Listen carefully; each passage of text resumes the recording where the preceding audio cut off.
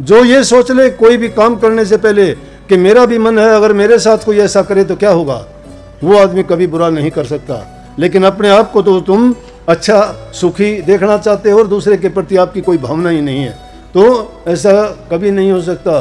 परमात्मा को प्राप्त करने का और भी सीधा रास्ता उन्होंने बताया। आप सभी को राधा स्वामी। अगर आप चाहते हो आपकी ज़िंदगी में कोई भी कष्ट ना हो, आपके परिवार में कोई भी दुख ना हो, कोई भी लड़ाई झगड़े ना हो, तो आप इस सत्संग को पूरा सुनिए और सत्संग में जो जो बातें महाराज जी ने बताई है उनको अपने जीवन में अवश्य उतारिए। महाराज जी ने कहा कि 100% गारंटी के साथ उसके घर में कोई भी क्लेश नहीं होगा, कोई भी दुख नहीं आएगा और उसकी ज़िंदगी सफल हो जाएगी। तो चलिए इसी बीच हम सत्संग को शुरू करते हैं और सत्संग में कितनी प्यारी प्यारी बातें बताई है, ये बातें बड़े ही ध्यान से सुनकर अपने जीवन को पुण्यदारी और भाग्यदारी अवश्य बनाइए। राधा स्वामी। संतों का मार्ग बड़ा कठिन है, धर्म की पालना करना और दिल में दया रखना। दया किसके प्रति? कमजोर के प्रति, दुर्बल के प्रति, कोई भी किसी प्रकार से किसी पीड़ा में हो उसके प्रति दया रखना। जो सहायता तुम कर सकते हो तन से, मन से, धन से उसकी सहायता करना। जो इन चीज़ों को अपना लेता है धर्म का पक्का है, वो उनके लिए है। कबीर साहब ने कि दया राख धर्म को पाले, जग से रहे उदासी, और अपना सा जीव सबन का जाने ताही मिला विनाशी। जो ये सोच ले कोई भी काम करने से पहले कि मेरा भी मन है, अगर मेरे साथ कोई ऐसा करे तो क्या होगा, वो आदमी कभी बुरा नहीं कर सकता। लेकिन अपने आप को तो तुम अच्छा सुखी देखना चाहते हो और दूसरे के प्रति आपकी कोई भावना ही नहीं है, तो ऐसा कभी नहीं हो सकता। परमात्मा को प्राप्त करने का और भी सीधा रास्ता उन्होंने बताया। उन्होंने कहा ना हरि रिजय धोती छोटे ना पांचों के मारे।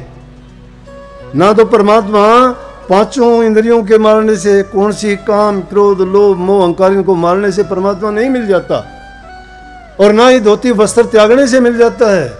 अगर वस्त्र त्यागने से मिल जाए तो सारे पशु जंगल में घूमते हैं जानवर, ये पार हो जाते नहीं। या वस्त्र रंगने से पार होते तो हमारे से पहले अपनी माताएं सब पार हो जाती। आदमी बेशक क्यों अनेक प्रकार के रंगीन कपड़े, इनके तो बहुत रंगे हुए। तो वस्त्र रंगने से कुछ नहीं हो जाता, मन रंगने से होगा काम जो होगा। इसे कही ना हरि रिज जब तप की ने ना काया के जारे।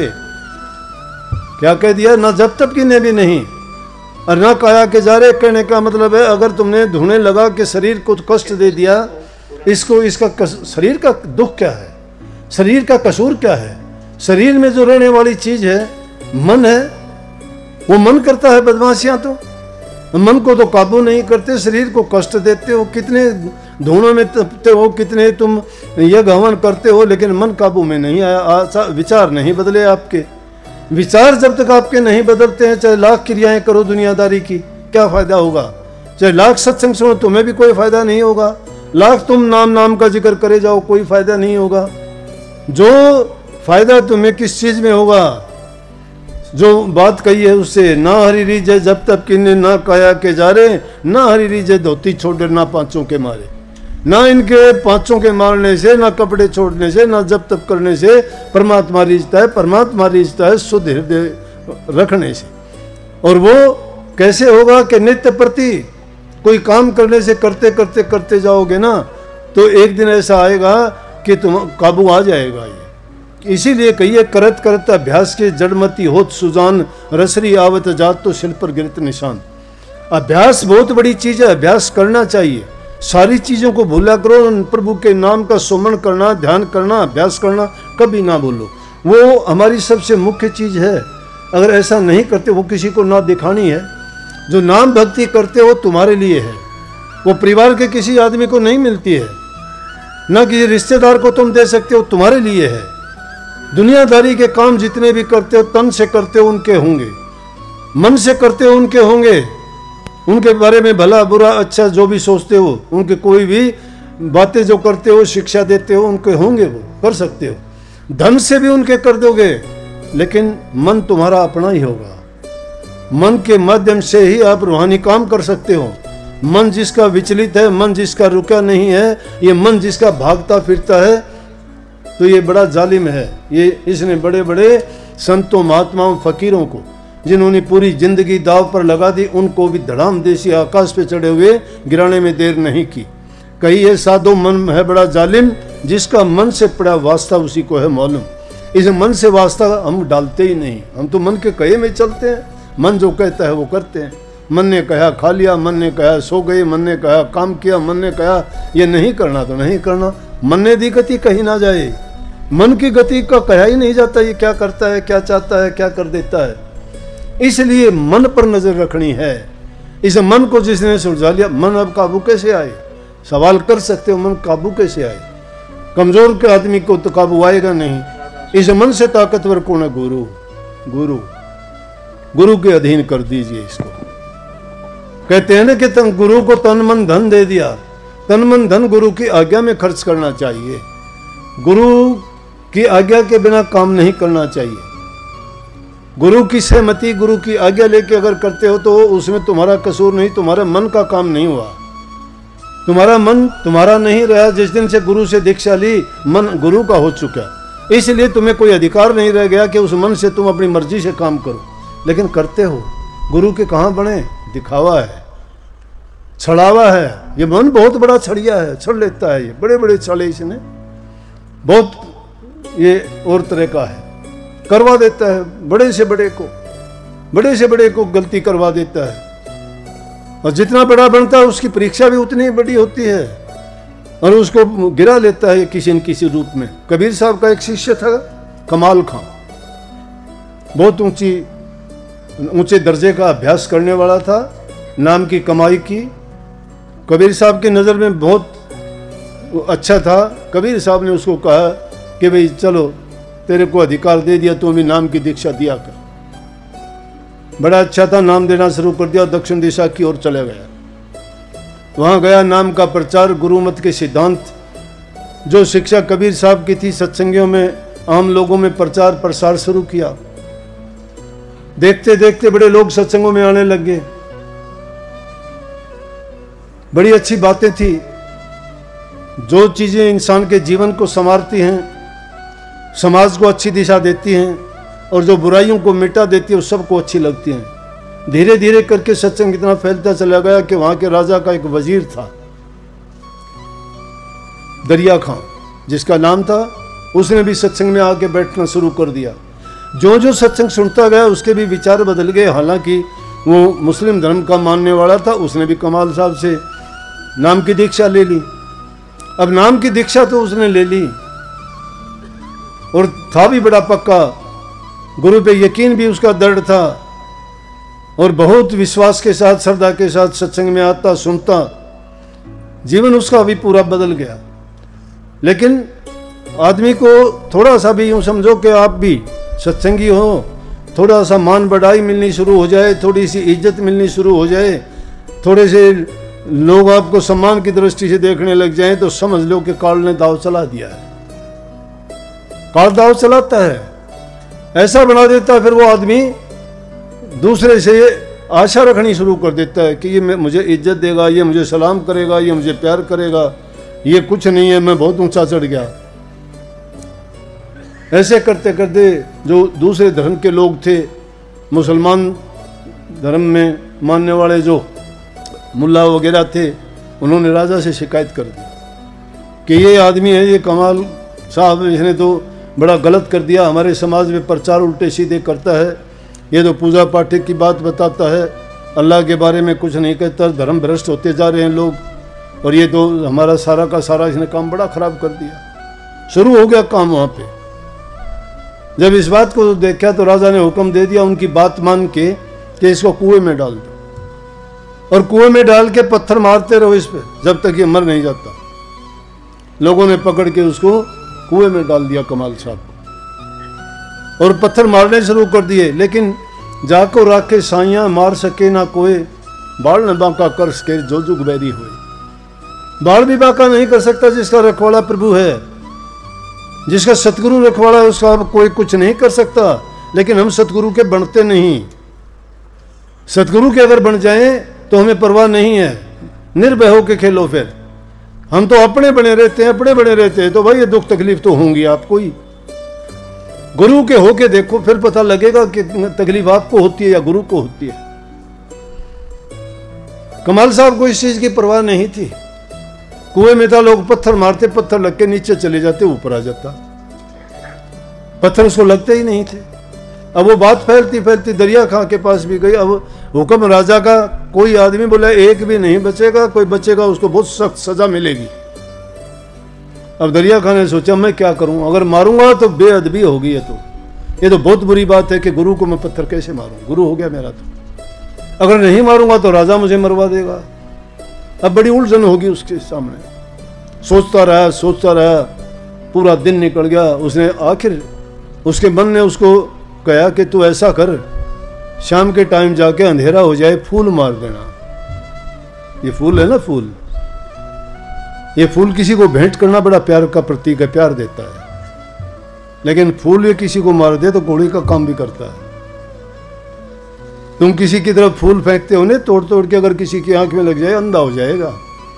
कभी फूल तो मारने नहीं चाहिए, फूल अर्पण करने होते हैं। इस फूल में प्यार छिपा होता है। आदमी जब फूल देता है कहता है कि मैं फूल की तरह आपको प्यार देता हूँ, आप भी मुझे फूल की तरह ही प्यारे लगते हो और आप भी ऐसे ही रहना। इसका मतलब ही ये होता है। क्या उसने फैसला किया कि मैं तो फूल मार दूंगा, अंधेरे में किसको पता, पत्थर मारा फूल मारा, गुरु तो समझ लेगा फूल मारा है शिष्य ने, और गुरु तो समझ लेगा कि हाँ उसने तो इज्जत सम्मान किया है। लेकिन दूसरे लोगों को हो जाएगा कि शिकायत नहीं करेंगे, पत्थर मार दिया। अंधेरा हो गया। कमाल साहब को कोई परवाह नहीं थी, लोगों ने पत्थर मारे। लेकिन जब दरिया खां ने अंधेरे में फूल मारा, उसको फूल मारते ही बेहोश हो गया। फूल की चोट से, पत्थरों से नहीं हुआ।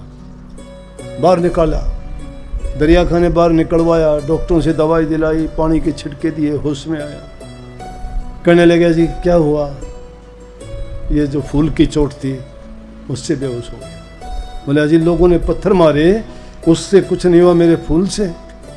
बोला अरे ये तो बेवकूफ़ थे, इन लोगों को पता नहीं मैं क्या हूँ। इन लोगों को ये ज्ञान ही नहीं था मैं क्या हूँ।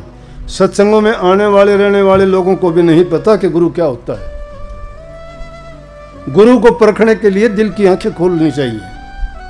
जिनके हृदय में वो प्रकाश होता है वो गुरु को पहचानता है। नहीं, आम लोग तो गुरु को आदमी मानते हैं अपना जैसा। और कबीर साहब कहते गुरु को मानस जानते, ते नर कहिए अंध, दुखी हुए संसार में आ गई हमका फंद। गुरु को मानस जानते, चरना मत को पान, से नर नर की जाएंगे जन्म जन्म हुए सुहान। कि वैसे लोग नरकों में जाएंगे, जन्म जन्म कुत्ते की नहीं मिलेगी उनकी। मैं नहीं कहता, कबीर साहब कहते हैं। उनकी कही हुई बात बताता हूं मैं तो, संतों की बात से मेल मिला के। बेहोश हो गया, चलो श्राप दे दिया कि दरिया खां जा, तुझे बहुत यातनाएं भोगनी पड़ेंगी। तराई तराई करने लगे, जी मेरा कसूर नहीं था, क्या करूं, कुछ भी हो, गुरु ने कह दिया, बच नहीं सकता। अनुला उस राजा को जिसने मुझे कुएं में डालने का हुक्म दिया था, उसके सारे घर मकान राज्य में बिच्छू और सांप हो जाएंगे। पूरे महल में बिच्छू और सांप हो गए। राजा घबरा गया, घबरा के कहने लगे ये क्या हुआ। किसी ने बताया महापुरुष को जो तकलीफ दी थी उसका कारण है ये। और इतना कह के कमाल खां काशी जी की तरफ चल दिए। कबीर साहब काशी जी में रहते थे। बस वहां से जब राजा ने देखा, बोला कि उसी से जाके अगर तुम माफी मांग लेगा तो ये ठीक हो सकता। नहीं ठीक होगा, बेअदबी का कारण है ये। गुरु से बेअदबी करी हुई बहुत भारी होती है। लेकिन गुरु तो कृपा ही बरसाता है, गुरु किसी को दुख कष्ट नहीं देता। अगर गुरु किसी को कष्ट और दुख देता है वो गुरु नहीं है, ये भी बताऊं मैं। ये कलयुग के गुरु है ना, ये आग बबूला हो जाते हैं, मनमाओ, किसी को अनाप शनाप बोलते हैं, किसी को कुछ कह देते हैं और उनकी जबान पे कुछ का कुछ अग्नि बरसती रहती है। ये महात्माओं के काम नहीं होते। महापुरुष उसको जानो जिसके साथ बुरा करोगे तो भी वो कुछ नहीं कहेंगे, क्योंकि वो राज को जानते हैं और समझते हैं कि मेरे साथ जो करेगा वो भर लेगा, मैं नहीं कहूँगा कुछ भी। कमाल साहब ने चल दिए काशी जी की तरफ। पीछे पीछे राजा ने खच्चर, ऊंट, घोड़े लदवाए, हीरे जवाहरात सोने चांदी के, और चल दिया पीछे पीछे जाके काशी जी में कबीर साहब के पैर पकड़ के कबीर साहब मेरे गुनाहों को माफ़ करो, मेरे से बहुत गलती हुई है और उस गलती के लिए मैं आपसे क्षमा मांगने के लिए आया हूँ। इस तरह से आपका शिष्य था, उसके साथ मैंने ऐसा किया जिसके कारण मैं तो सब कुछ मेरा खो गया, बर्बाद हो गया। आप संत हो, बख्शनहार हो, बख्शो, दया के सागर हो।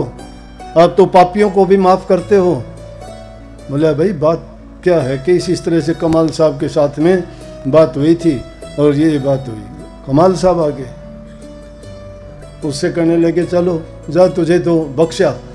मैं बोला जी भेंट में ये ले आया हूँ, हीरे जवाहरात में लाई मिट्टी है, गरीबों में बांट देना, ले जा, हमारे काम की नहीं है ये, हमारे काम की नहीं है, ये व्याधि है, ये बीमारी है, ये रोग है, ये दुनियादारों को लूटने वाली चीज़ है।